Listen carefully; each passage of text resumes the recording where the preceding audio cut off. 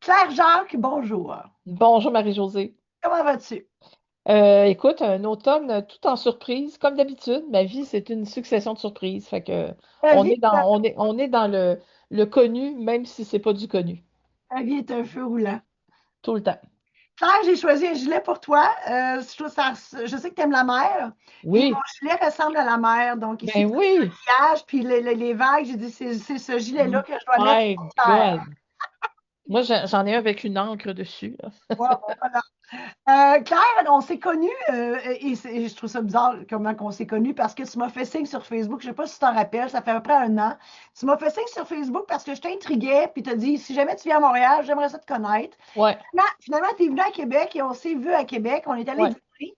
Et ce dîner-là a fini à 4h30 parce que, écoute, on aurait pu être encore là aujourd'hui, un an après, probablement.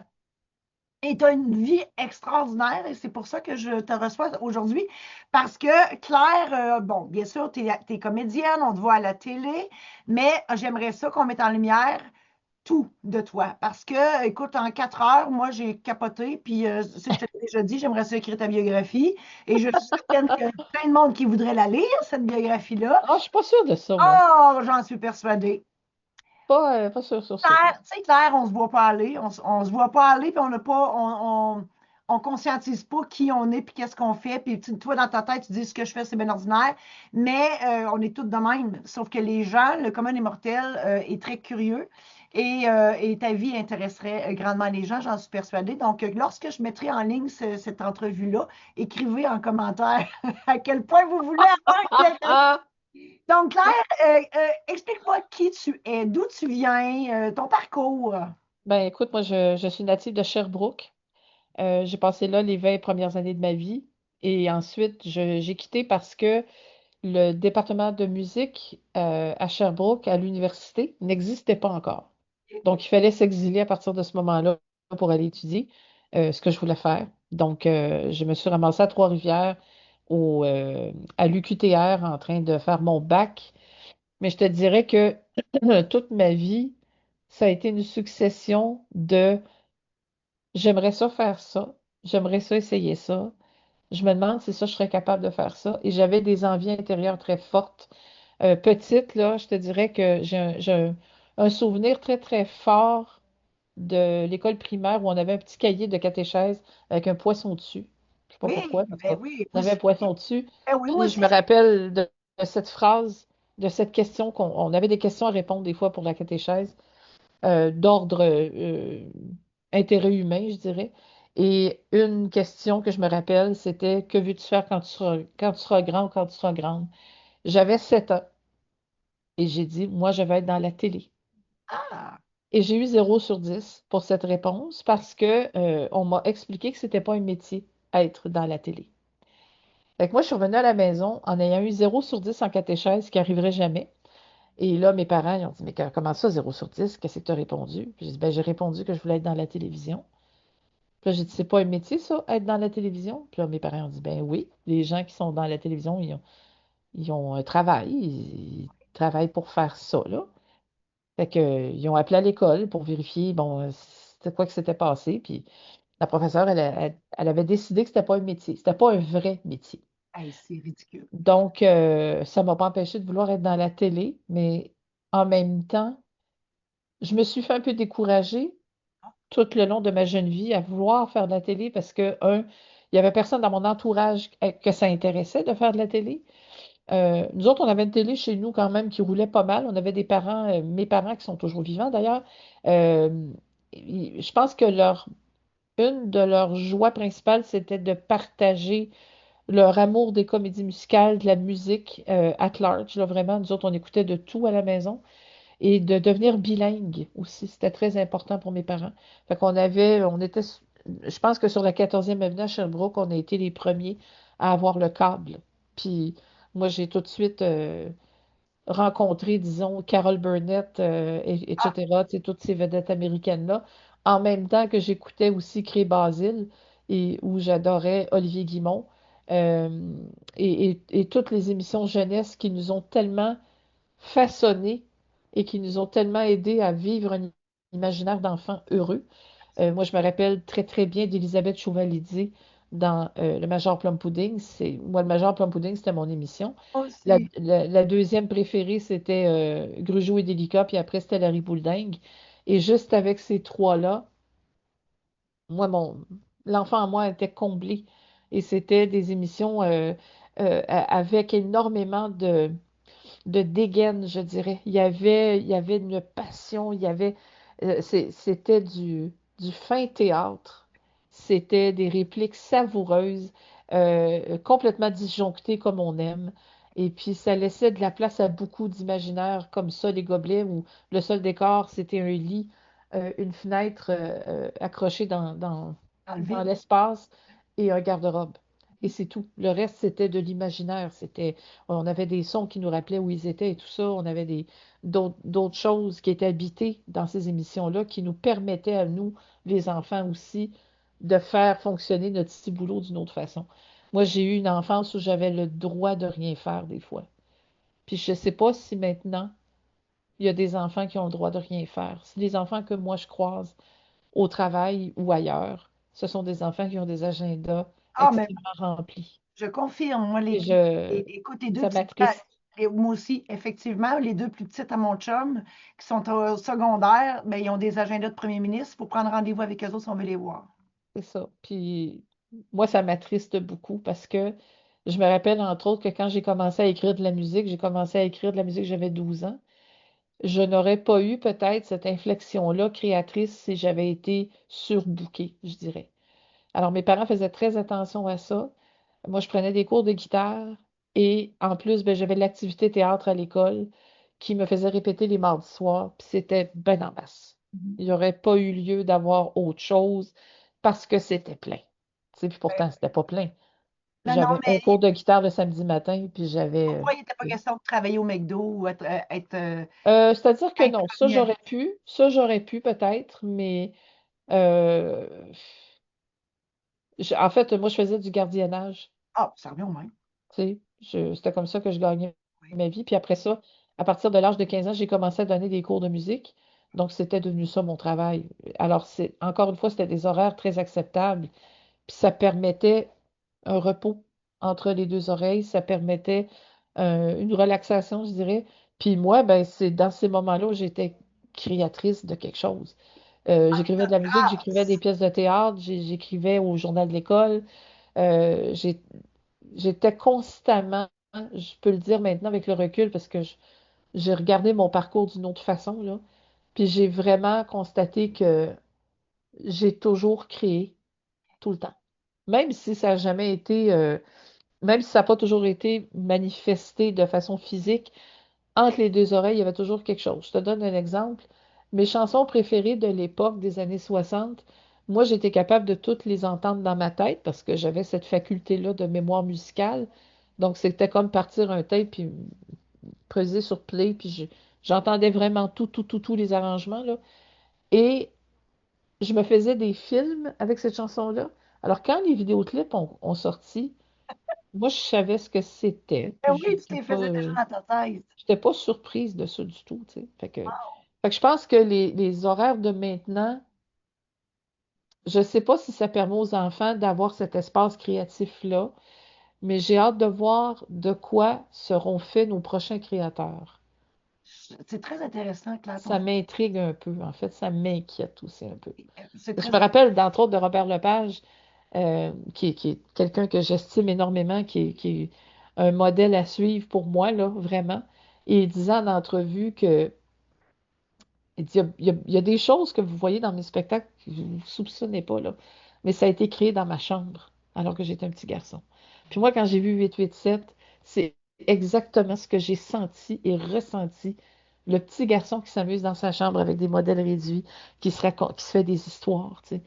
Et ça m'avait terriblement touchée parce que j'ai envie de lever la main et de dire, moi aussi, j'ai créé comme ça quand j'étais une enfant. Euh, et il y a certaines choses qui se sont retrouvées sur des écrans de télé des fois, mais sinon dans des petites pièces de théâtre ou des choses comme ça, là. on a eu la même enfance. Ouais, Aussi, j'avais ma salle de jeu, puis je créais des pièces de théâtre à 9 ans, effectivement. ouais. Est-ce que je comprends, Claire, que tu as commencé tes études en musique? Mhm. Qu'est-ce qui a fait que tu as bifurqué vers l'art? Ah, là là. Ben d'abord, moi, j'étais très malheureuse quand on m'a dit qu'il fallait que je choisisse un métier. Et- J'ai pleuré pendant quelques jours toute seule dans ma chambre que je partageais avec ma sœur, pendant quelques nuits, parce que je me disais, mais comment je vais faire pour choisir? Moi, je voulais tout faire. Je voulais être vétérinaire, je voulais être comédienne, je voulais être musicienne, je voulais être metteur en scène parce que je savais ce que c'était, je m'étais informée. Je voulais tout faire. Tu voulais être chanteuse aussi. Pas nécessairement chanteuse, mais moi, j'aimais bien les musiciens. Moi, c'était plus la musique derrière le chanteur qui m'intéressait. Alors, je voulais tout faire. Puis donc, quand je suis arrivée en secondaire 3 puis qu'on m'a dit, il faut que tu choisisses ce que tu vas faire, là, moi, je ne savais plus, là. Ouais. Puis à Sherbrooke, il n'y avait pas d'école de théâtre, il n'y avait pas de... Maintenant, je pense qu'il y en a, en tout cas, qu'il y a des ateliers au moins qui sont offerts. Mais à l'époque, il n'y avait rien de ça. Au niveau de la danse, il y avait une école de ballet à laquelle j'avais été refusée parce que mes chevilles n'étaient pas assez fortes ou quelque chose comme ça. Ouais. Donc, c'était assez réduit là, pour. Il y avait par contre des cours de musique qui se donnaient. Moi, j'allais dans un. Ça s'appelait le Conservatoire de musique, mais c'était pas un conservatoire comme ce qu'on entend, là. Conservatoire de Montréal ou Conservatoire de Québec, là. Ça s'appelait comme ça, mais c'était très bien. J'ai pris des cours là pendant 3 ans. Et au bout des 3 ans, le professeur a dit à mon père, moi, je lui ai montré tout ce que je sais, puis là, il va falloir qu'elle aille étudier ailleurs parce que moi, je ne sais plus là. OK. Mais tout ça pour dire que choisir, c'était impossible pour moi. Alors j'ai dit, parce que là, ils m'ont envoyé voir l'orienteur de l'école, parce que j'étais un problème, là, ça devenait un problème. Puis l'orienteur, il dit, mais il n'y a rien qui t'intéresse. J'ai dit, mon problème, c'est pas qu'il n'y a rien qui m'intéresse, c'est que tout m'intéresse. Je veux tout faire, mais il dit, tu peux pas tout faire. Alors, il faut que tu choisisses une chose.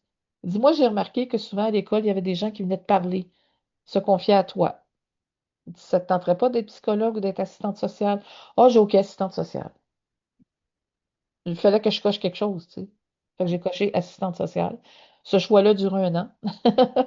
Après ça, je ne savais plus quoi faire. Puis en secondaire 5, ben là, j'avais à l'école où on allait l'opportunité de suivre un cours qui s'appelait Français-théâtre. OK. Évidemment que je suis allée.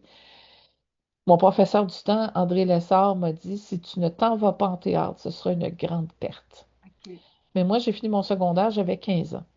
Il n'était pas question que je parte de Sherbrooke à 15 ans pour aller étudier seule à Montréal. Puis mes parents n'auraient absolument pas accepté ça.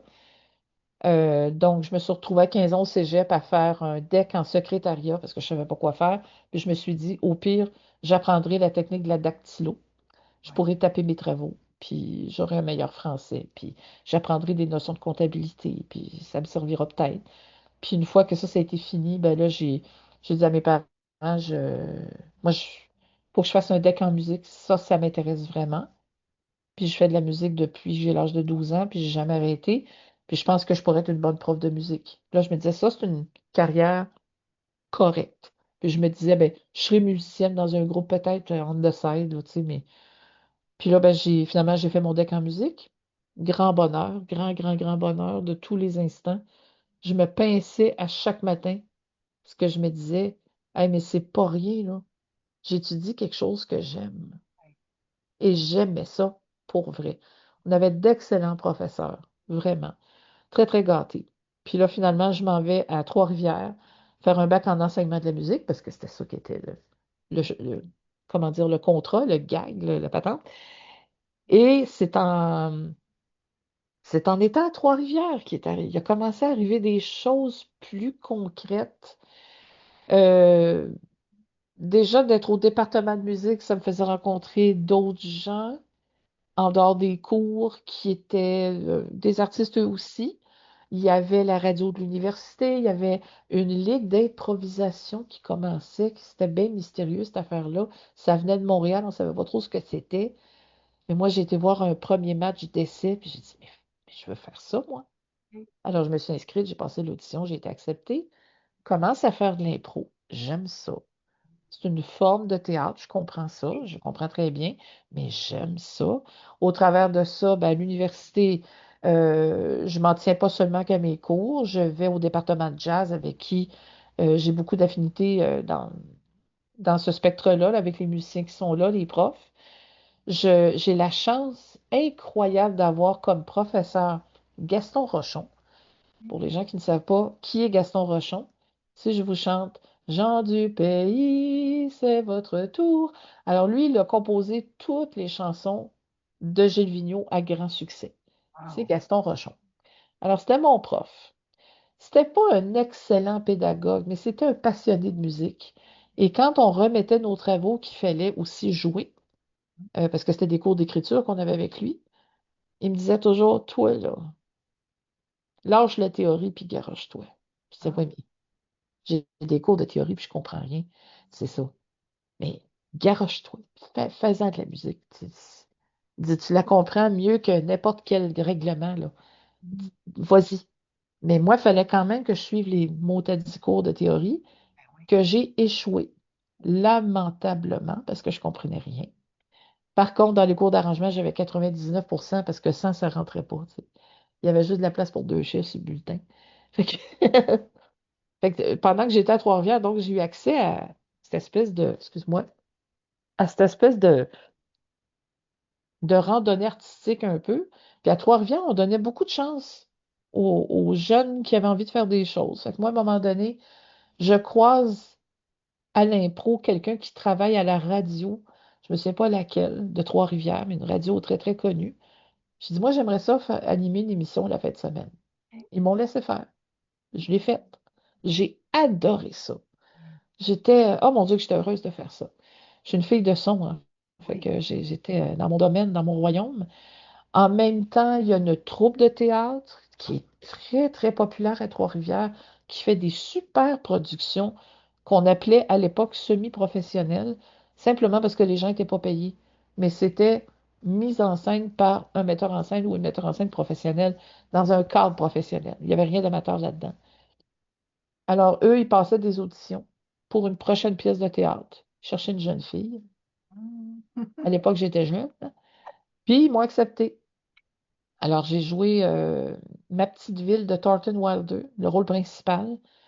Et je considère que ça a été ma première pièce de théâtre professionnelle, dirigée par Nicole Trudel. Et je jouais entre autres avec l'excellente actrice Rolande Lambert, une figure très, très, très connue à Trois-Rivières dans le monde du théâtre, de la poésie. Euh, et j'étais entourée de gens extraordinaires. Fait que, comme jeune, d'avoir cette incursion-là, ça a été vraiment déterminant. Et je me disais, si à l'issue de ça, j'ai encore le goût de faire ça, ça veut peut-être dire quelque chose. Mais j'étais quand même en train de faire un bac en enseignement, là. Oui. Mais tu vois, il y avait ça quand même. Ça, puis l'impro, là, ça titillait pas mal. Et arrive un moment donné où le directeur du département, M. Larocque, me dit, on a reçu une demande pour cet été, je ne sais pas si c'est un emploi d'été qui t'attend, mais tu pourrais travailler au Forges du Saint-Maurice Oh, comme comédienne musicienne. wow. Je dis, ouais, ça m'intéresse en Titi. Je passe l'audition. Et là, on me dit, si tu le fais, donc tu as un emploi d'été, tu vas jouer 2 fois par jour au parc dans une pièce qui va être écrite par les comédiens avec qui tu vas jouer. Et toi, tu t'occuperais de la musique. Donc, j'allais composer la musique de ce show-là. Wow. Le bonheur. Là, tu avais les deux mondes, le meilleur des Là, deux. tu sais, j'avais eu ma première expérience professionnelle théâtrale avec les Nouveaux Compagnons. Là, j'avais ma première expérience personnelle musicale, professionnelle, et dont je dirigeais les chansons aussi. C'est moi qui apprenais aux gens quoi chanter dans leur partition. Puis, j'avais pas été de main morte, là. Je les ai fait travailler très fort. On chantait à 4-5 voix tout le temps. 4-5 voix mixtes, là, puis avec des arrangements vraiment très serrés. Fait que je les ai fait travailler fort, mais ça sonnait tellement bien, c'était le fun. Fait que ça a été un autre jalon. Et en 85, ben là, j'arrive à la fin de mon bac. À travers les stages et tout, on a un concert à faire pour le 15e anniversaire du département. On me met responsable de ce concert-là. Puis j'ai dit, bon, ben, oui, OK. Ça allait être présenté sur l'heure du midi à l'Agora du pavillon Néré-Beauchemin qui peut accueillir à peu près 3000 personnes. Puis eux autres, ils disaient, mais c'est sur l'heure du midi, les gens vont emporter leur lunch et venir vous regarder, écouter le concert. Évidemment, je te cacherai pas que quand tu étudies en musique, tu en fais des concerts beaucoup. Tu fais des concerts préparatoires à ton concert qui va te servir de pratique d'examen. Fait que tu en fais des concerts, tu joues dans des églises, tu joues partout. Donc, un concert de plus à la fin de ton bac, à travers les remises de rapports de stage qu'on faisait à la main, bien sûr, c'était beaucoup. Puis, il n'y avait pas personne qui voulait faire ce concert-là. Fait que moi, j'ai dit, il faut qu'on trouve une idée rassembleuse pour que tout le monde ait le goût de le faire. Et j'ai proposé à tout le monde qu'on fasse un concert cocasse. Ah. Ça n'avait jamais été fait. Les gens ne savaient pas de quoi ça ressemble, à quoi ça ressemblait. Moi non plus. J'ai inventé ça au fur et à mesure. Puis finalement, concert cocasse, c'était simplement de prendre chacune du département, de prendre dans nos répertoires de concerts personnels une pièce qu'on avait envie de faire à ce concert-là, mais d'y ajouter une petite touche comique, sans pour autant dénaturer la musique, sans pour autant changer une note, un iota, rien de ça. C'était simplement pour présenter les choses différemment. Je te donne un exemple. Je présentais le quatuor à cordes de l'UQTR. Il y a 4 trompettistes qui arrivent sur la scène, les gens font c'est quoi? Quatuor à cordes, c'est quoi le rapport? Puis un trompettiste, avant de jouer, ça va souffler dans son embouchure pour tenir l'instrument réchauffé. Puis nous, on avait mis des cordes au bout de leur instrument, de telle sorte que quand il soufflait, la corde sortait ensemble la corde. Voilà, merci, bonsoir. Après ça, tu avais une excellente chanteuse de notre département de chant classique qui ne voulait pas faire du répertoire de son examen parce qu'elle trouvait ça trop plate. Mais elle a dit, faut que je trouve une autre tune classique. Ben, j'ai dit, pourquoi tu fais pas l'air des bijoux puis tu te transformes pas en Castafiore? Fait qu'elle, elle venait du Saguenay-Lac-Saint-Jean, donc elle s'est baptisée la Casta du Fjord. Puis elle Ah. est arrivée, puis écoute, ça a été un grand, grand succès, son affaire. Et là, comme moi, je dirigeais, j'organisais tout ça, je faisais pas partie d'aucun numéro, je trouvais que j'en avais assez. À la dernière minute, le soir de la générale, j'ai une participante que je ne nommerai pas parce que maintenant elle travaille à Radio-Canada et elle voudrait surtout pas que je ternisse sa réputation. Mais elle a dit, moi, je ne participerai pas à ce concert parce que je trouve ça très dénigrant, très réducteur et j'ai pas envie de me faire ridiculiser. J'ai dit, parce que là, tu fais partie de 2 numéros. Ça veut dire qu'on te chope 2 numéros. Ça veut dire il nous manque 10 minutes, là. Ah. Tu nous coupes de 10 minutes. Ouais, mais non, non, je vais pas le faire. Puis je pense que les autres vont suivre de toute façon. Là, je pense que. Ah non, mais non, non, non, là, non, non, mais là, embarque pas tout le monde dans ta merde, là. Ah oui. Je veux dire, tu veux pas le faire, tu veux pas le faire. On va canceller les 2 numéros et les autres personnes qui faisaient partie de ton numéro aussi. Ça, c'est quand même pas rien. Ah oui. J'étais un petit peu enragée de ça. Je me retrouve chez une collègue de classe à 11 heures le soir, un peu déprimée. Elle me dit, t'as pas mangé de la journée, Claire? Je dis, je sais, mais là, il faut que je trouve une solution. Oui, elle m'a dit, regarde, on va se faire venir une pizza, puis on va voir. Et là, pendant que j'attends, je te jure que c'est comme ça que c'est arrivé. On attend la pizza, puis moi, je regarde, je suis chez elle. Je vois qu'elle a hérité des meubles de ses parents. Je trouve ça vraiment incroyable, des beaux meubles des années 50, là, tu sais, des lignes très, très art déco, tout ça. Et je vois une espèce de buffet où il y a des petites affaires qui brillent. Je dis, c'est quoi qui est dans le buffet? Ah, tu parles-moi-en pas. C'est la collection de cloches de mes parents. Je sais pas quoi faire Ah. avec ça. Moi, je vais ouvrir ça. Je sors les cloches, puis moi, j'ai le diapason absolu. Fait que j'entends ah, si bémol. Ah, la bémol. Ah, do dièse. Puis là, je me fais comme un clavier de piano. Puis je commence à jouer des tunes. Elle dit, mais t'es donc bien bonne. Elle dit, c'est clair. Ça pourrait être un numéro, ça. Ah oui. Je dis, ben non, ben non. Non, non, elle m'a dit, ça s'inscrit dans les numéros comiques, là. Mais ouais, mais je dis, jouer des cloches, c'est pas un instrument. Non, mais tu sais, ça pourrait être le fun. Tu sais, c'est ludique. Puis alors, d'une affaire à l'autre, là, dans mon champ de périphérie, dans sa maison, je vois 2 chapeaux western. J'ai dit, t'as qui ces chapeaux-là? Elle dit, c'est mes parents, ils ont été à Saint-Tite, ils ont ramené ça. Là. Ben, je dis, ça te tente-tu qu'on joue toutes les deux des cloches puis qu'on se fasse un genre de duo western? Elle dit, mais c'est quoi le rapport? Je sais pas. J'essaie de trouver des idées, là. Puis là, je me mets à jouer quand le soleil dit bonjour aux montagnes avec les cloches. Finalement, ça devient un numéro. On a un autre 5 minutes. On rit comme des folles. Ça se peut pas être folle de même. On fait ça demain. Il nous reste à peu près 5 heures de sommeil, mais c'est pas grave. Aïe, aïe. Et dans le champ de vision, on est en train de manger la pizza. Et dans le champ de vision, je vois qu'elle a une collection de longs jeux de 33 tours, assez impressionnante. Et je te jure, le dernier qui est sur le bord dont je vois la pochette, c'est écrit Julie et Marie King. En bas, c'est écrit Aimer, souffrir, pardonner, oublier. C'est donc bien drôle, ça. C'est quoi ce titre-là? J'ai dit, mettre, c'est quoi, 4 titres de chansons sur la pochette? Elle dit, non, c'est une chanson qui s'appelle Aimer, souffrir, pardonner, oublier. Je dis, ben voyons. Elle dit, tu connais pas ça? C'est un classique de la musique western. Je dis, non, je connais pas ça. Elle me met ça. Je pleure de rire.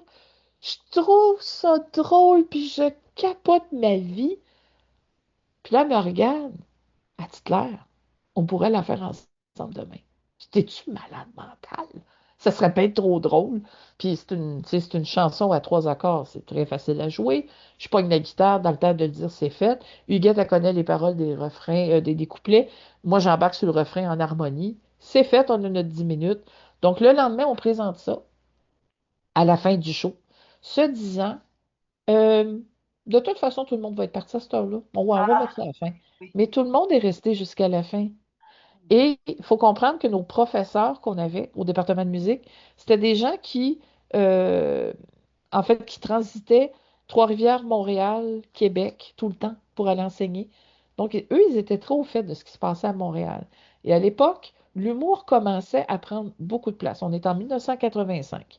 Il y a les lundis DA qui font fureur et il commence à avoir comme une montée d'humoristes que notre Clémence Desrochers nationale avait parti toute seule, dans le fond, comme humoriste dans les années 60, suivie de Yvon Deschamps et de tous les autres. Mais quand même, disons que dans les années 80, il y a eu Une comment dire, une poussée, une pépinière. Et à la suite de nos 2 numéros qui ont eu un franc succès, nos professeurs s'en viennent, regard très sérieux. Je me dis, bon, là, on va y goûter. On va y goûter, c'est sûr, là. Oh là là, là, on ouvre la porte de la loge. Allô? Et là, les professeurs nous disent toutes la même chose.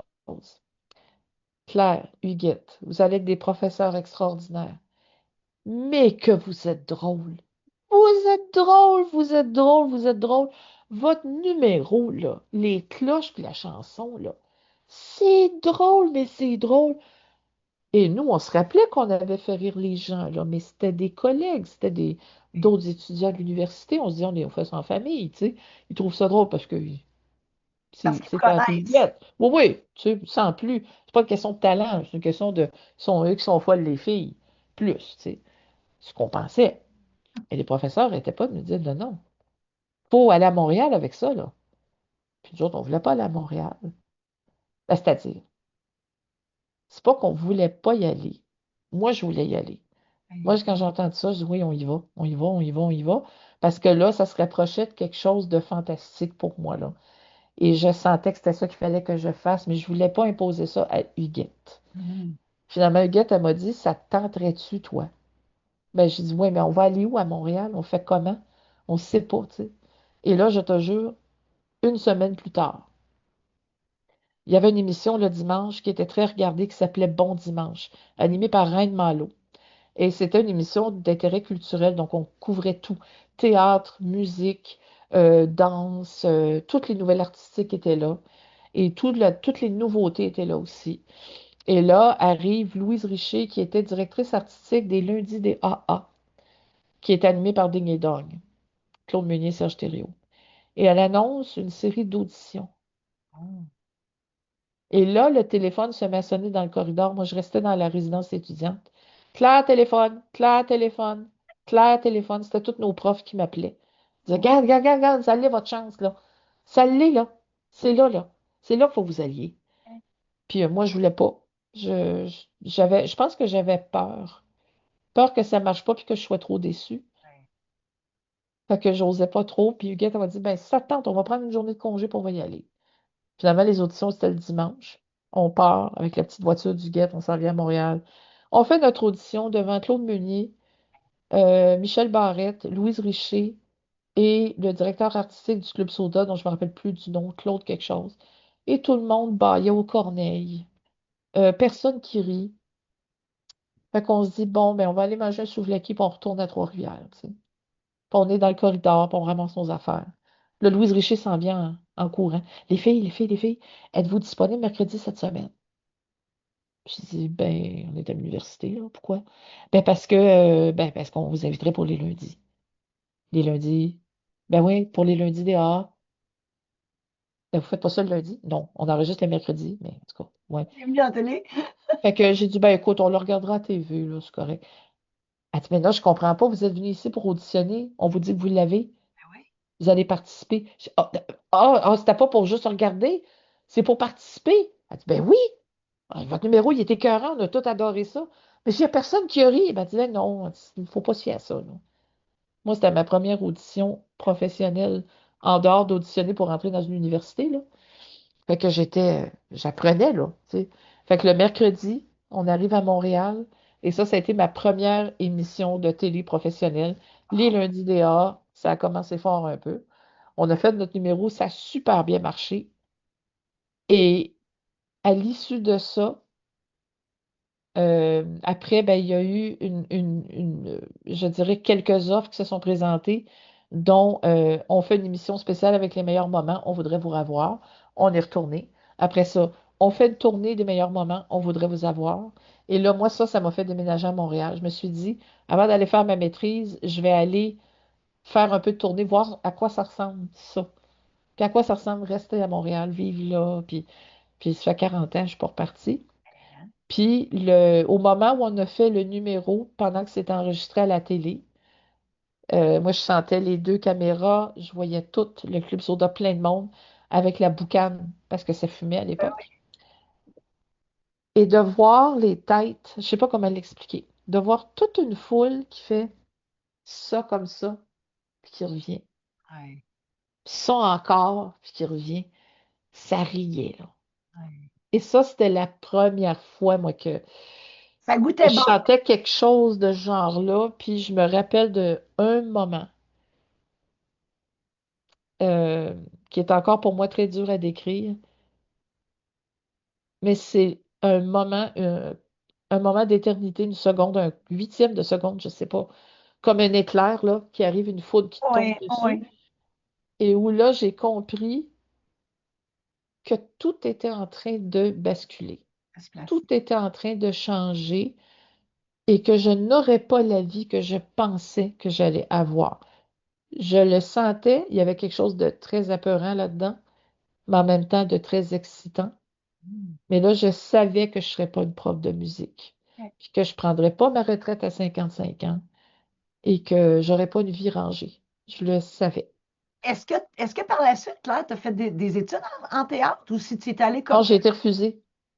Non, J'ai été passer mes auditions, j'ai été refusée. incroyable. Mais Ouais, tu sais, c'est parce qu'on te voit dans la télé tout le temps. Explique-moi une chose, Claire, parce que ta vie est passionnante. Là, écoute, ça fait 40 minutes que tu nous parles, moi je capote parce que je suis désolée. Ben non, il faudrait faire ça tous les semaines avec toi, Claire. Moi, je vais écrire un livre, tu comprends-tu? Donc, écoute, Claire, tu m'as dit tantôt que tu as commencé ta carrière à l'école avec la pièce de théâtre. Tu Ouais, as eu le premier rôle. ouais, Est-ce que tu as eu d'autres? Parce que moi, je suis une maniaque de TV, mais je vois Claire tout le temps dans des rôles secondaires. Est-ce que tu as eu ouais. d'autres premiers rôles? J'ai eu des rôles de soutien. Ben, c'est ça. Euh, Pourquoi, j'ai, Claire? Pourquoi tu n'as pas un premier rôle? Mais semble que écoute, tu es tellement une c'est pas bonne. moi qui décide. Je C'est pas sais moi bien. qui décide Je ça. sais, je fais de la Puis figuration, mais. je vais vous dire une chose pour que les gens comprennent bien comment ça fonctionne. Nous autres, on reçoit des invitations à passer des auditions. Ça, c'est quand il y a des auditions. Parce que souvent, les rôles principaux sont offerts à quelqu'un de très connu.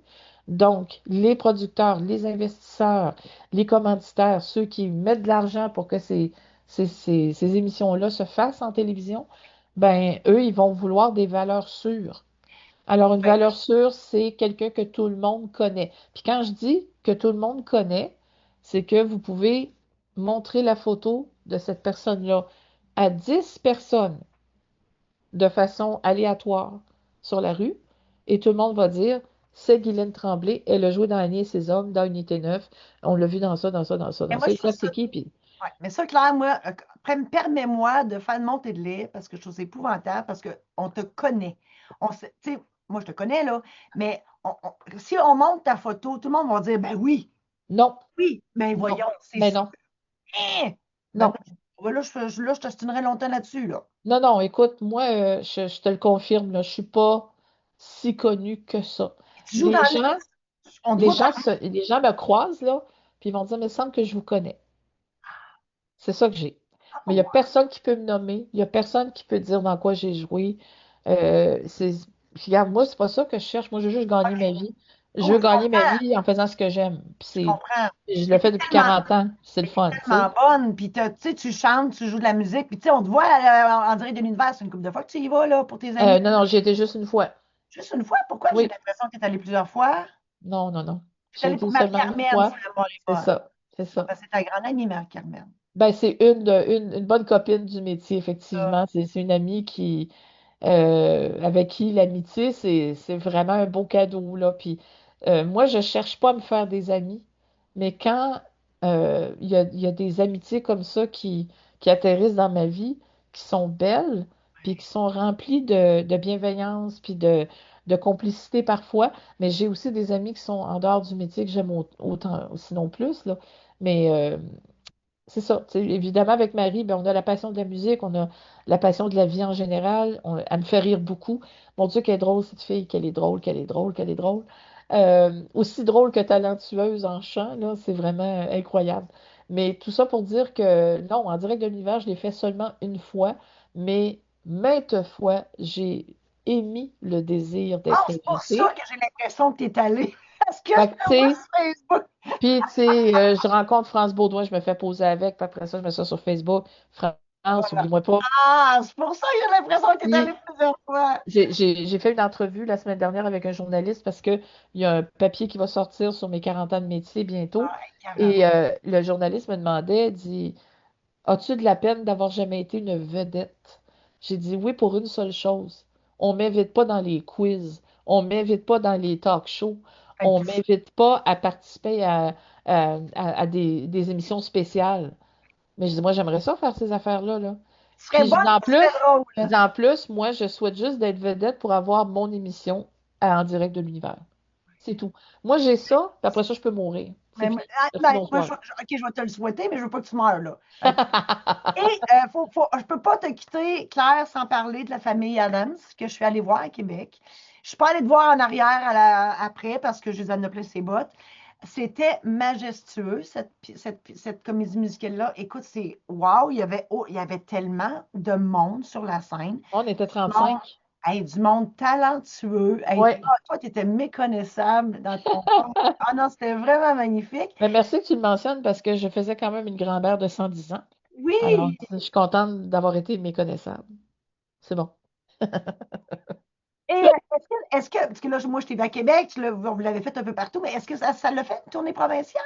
Pas du tout. Un Non, show de cette ampleur-là ne peut pas partir en tournée. ça, c'est trop gros, le décor est trop Faire gros. voyager, loger, nourrir et s'occuper de 35 personnes en tournée, ce n'est pas du registre québécois, là. On n'a pas assez de ressources pour ça. D'autant plus que les décors et l'installation des éclairages et des effets spéciaux, ça prend environ 10 jours Ah, de mon location de théâtre. Dieu, Donc, ça coûterait beaucoup trop cher à mener ça en tournée. je comprends. C'est quoi tes prochains projets, Claire? Dans quoi on va te voir? Il y en a trois. Euh, Ah, euh, je n'ai vu passer un, tu as dit, je vais vous l'annoncer bientôt, puis tu ne pouvais pas l'annoncer. Tu c'est l'as ça. Ah, c'est Je pas ne l'ai OK. pas vraiment annoncé, mais disons que en ce moment, je suis en train d'accoucher d'une série télé. Wow. Fait que ça, c'est un gros, gros morceau. Je pensais jamais faire ça dans ma vie. Que toi, t'as écrite, là. Ouais, Ah, c'est drôle, ouais, c'est bon, ouais. ça ressemble donc bien. Je suis en train d'en écrire une, moi aussi. Ils Fait sont que bien c'est drôles. ça. Ah, Fait qu'il y a ouais. ça. Aussi, ben, moi, en principe, en 2023, je commençais l'écriture de mon spectacle solo. OK. Mais 2023 aura été la plus grosse année de ma vie de carriériste. OK. J'ai jamais autant travaillé qu'en 2023. J'ai eu 14 jours de congé en 2023. Wow. Fait que le restant du temps, je travaillais, je tournais, je répétais, ou j'étais en spectacle quelque part, mais j'ai pas arrêté là, du tout, du tout, du tout. Mon agente c'était la pauvre était rendue qu'elle m'appelait et elle disait, là, t'es pas obligé de dire oui. j'ai reçu cette offre-là parce que tu sais, je te fais toujours annonce de ce que tu reçois, là, mais c'est ça. Fait que tu veux jouer dans 1995? Ben Eh, oui. ben oui, c'est sûr. Oui. OK. Là, on va regarder les horaires. Finalement, les horaires, ça marchait vraiment pas beaucoup. Et là, Ricardo Troggi a dit à mon agente, ben écoute, de base, je vais lui donner un rôle d'un jour. Elle a juste un jour de congé dans le temps qu'on tourne. Fait qu'on C'est c'est ça plate, l'affaire, c'est que tu sais. vous autres, les comédiens, tu sais, tu sais, vous êtes travailleur autonome, fait que vous n'avez aucune sécurité d'emploi. Donc, oui, il faut que tu dises oui à plein d'affaires pour être sûr d'avoir un salaire décent. Ben, c'est Effectivement, aussi il y a que les tu veux horaires pas, aussi. c'est aussi que tu veux pas perdre une opportunité Ben oui. de... Moi, c'est toujours une opportunité de rencontrer d'autres mondes parce que, honnêtement, hormis le fait d'aimer travailler des personnages, d'aimer créer ça, moi, j'ai aussi un autre axe qui est tout aussi important pour moi, c'est la rencontre avec des êtres humains passionnés d'un métier. Et ça, pour moi, c'est tout aussi important. Et c'est aussi pour ça que je dis oui à un paquet de choses. Je Ça comprends. va m'arriver aussi de faire ce qu'on appelle du bénévolat culturel, c'est-à-dire de jouer dans un court-métrage gratuitement parce que c'est un jeune qui commence, puis il a besoin d'avoir une distribution d'acteurs pour faire son truc. Euh, je lis le projet, si ça m'intéresse, je dis oui, puis j'en ai fait 3 cette année. Ça a été extraordinaire. Mais tout ça pour dire que des fois, c'est dire oui à l'opportunité de rencontrer d'autres mondes. Moi, j'avais travaillé. Est-ce que j'avais déjà travaillé avec Ricardo? Oui. J'avais travaillé avec lui sur la Maison Bleue. J'avais adoré ça. Puis je me disais, mais qui suis-je pour rater une autre chance de travailler avec ce gars-là, que j'aime tellement. En plus que je jouais avec celui qui jouait le rôle principal, Jean-Carl Boucher, j'avais une scène avec lui. Je peux-tu demander mieux que ça dans la vie comme jour de tournage? Fait que j'ai dit oui, bien sûr. Mais c'était la seule journée de congé que j'avais en 6 mois. Puis c'est ça, tu Allez. sais. Ouais, Mais moi, je confirme, Claire, je confirme que tu aimes le monde parce que juste, écoute, pour parler de moi, tu m'as vu sur Facebook, tu as dit, toi, je veux te rencontrer. Tu sais, mhm. puis je vais répéter tes mots. Je suis qui, moi, pour que Claire Jacques veuille me connaître? Euh, Merci. Et je sais, on va terminer là-dessus, je sais que malgré que tu es très occupée, tu es très humaine, on le sent, et tu aimes les gens, tu es aussi célébrante. Oui, célébrante spécialisée pour les funérailles, que j'ai rebaptisée cérémonie hommage à la vie, parce que ce que je propose, moi, c'est une autre façon de faire les choses. Je fais ça maintenant depuis 15 ans. Hey, Et ce que je faisais à l'époque, personne ne le faisait. Et tranquillement, pas vite, il y a des gens qui ont commencé à m'imiter. Puis il y a même des directeurs de salon qui enregistraient mes cérémonies pour les faire écouter à leurs célébrants en disant faites comme elle. Fait que j'ai pas de trademark là-dessus. Je t'avoue que des fois, les oreilles me chauffaient un peu quand j'entendais mes propres textes dits par d'autres personnes et mes façons de faire que j'avais, moi, cherché, recherché, documenté et travaillé très fort pour obtenir. Et aussi travailler très fort pour obtenir une place dans une institution où tout était pas mal géré de la même façon. Moi, j'arrivais avec d'autres propositions, d'autres affaires. Maintenant, ben, c'est rendu que tout le monde le fait, fait que c'est bien correct. Donc, oui, je fais ça. J'en fais un peu moins qu'avant simplement pour des raisons d'énergie, parce que moi, quand je fais une cérémonie, je m'investis beaucoup, beaucoup. Je m'occupe de la famille aussi, beaucoup. Je suis toujours disponible pour répondre à leurs questions. Puis, il faut vraiment que la cérémonie soit un résultat de leur propre réflexion à eux et non pas seulement de mes suggestions à moi. Fait qu'il faut que je les amène à réchauffer, disons, leur intellect, leur esprit, à penser à des rituels qu'ils aimeraient avoir ou tout ça. Puis après ça, moi, je suis juste là pour guider, organiser et matérialiser ces souhaits-là. Parce que le but d'une cérémonie, il est divisé en deux parties. Honorer la personne en aller, mais aussi faire du bien à ceux qui restent et leur donner une boîte à outils pour les semaines et les années à venir qui vont être un peu plus dures. Alors, dans cette boîte à outils, le meilleur outil pour vivre un deuil sereinement, ce sont les souvenirs. Et c'est ça qu'on brasse dans mes cérémonies. On en brasse des souvenirs, puis on écoute, puis on en regarde, puis on en rit, on en pleure, on fait toutes sortes d'affaires. On fait des rituels aussi parce que c'est important de physiquement, concrètement poser un geste. Ça rend la chose très concrète aussi, parce que la mort, ça demeure quand même assez abstrait, là. Fait qu'il y a ça. Puis, j'accompagne des gens en fin de vie. Ça, c'est bénévole, là. Mais ça, je fais ça depuis 2009. OK, wow, tabarouette. Claire, tu es une personne magnifique. Ben là, Ah non, prends-le, tu es je une te personne. dirais que le magnifique, là, c'est que je me suis donné la permission d'aller à la rencontre de ce qui m'intéressait et de ce qui me passionnait. Puis c'est plus, tu sais, quand le monde me dit des beaux compliments de même, c'est plus que c'est- le magnifique de ça, c'est que je me suis permise d'oser Ouais. faire ce que j'aimais vraiment. Mais Tu sais. t'es une Mon belle talent, c'est âme. ça, là. Oui, mais tu es une belle âme aussi, tu as une générosité, tu aimes le monde, tu veux faire du bien.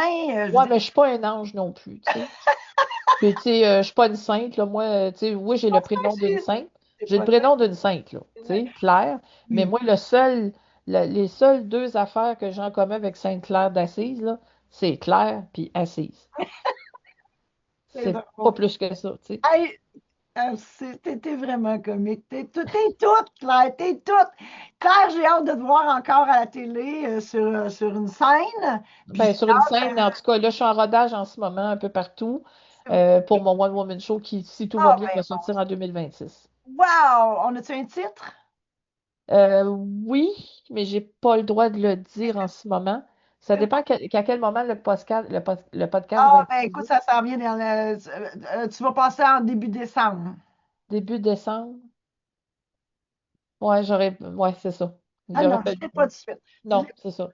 Mais en On, tout cas, c'est un titre un peu fou. ben, Et j'en sais pas. dans ma tête, je me disais, quand Patrice Roy va annoncer, après la pause, Claire Jacques nous parle de ta, là, le titre, là, faut que ça me fasse rire. Puis ça me fait rire. Fait que j'ai un bon choix. C'est Puis bon. c'est vraiment moi. C'est moi Ah, qui ben, fais j'ai rire. bien hâte de voir et d'entendre ça, Claire. Merci, Bien, Claire, parfait. tellement. Merci à toi. Tu es une personne magnifique, j'arrêterai jamais de le dire. Merci beaucoup, puis on va reprendre ça une autre fois. On va en refaire un autre épisode avec toi parce que Ben, tu as tellement d'affaires à raconter. moi, j'ai juste envie de dire aux gens, soyez magnifiques vous-même. Et c'est-à-dire, osez aller vers ce que vous aimez, puis Oui, osez. C'est ça être magnifique. C'est pas plus compliqué que ça. je comprends. Ah, quelle belle fin. Merci, Claire. Merci à T'embrasse. toi. Bye.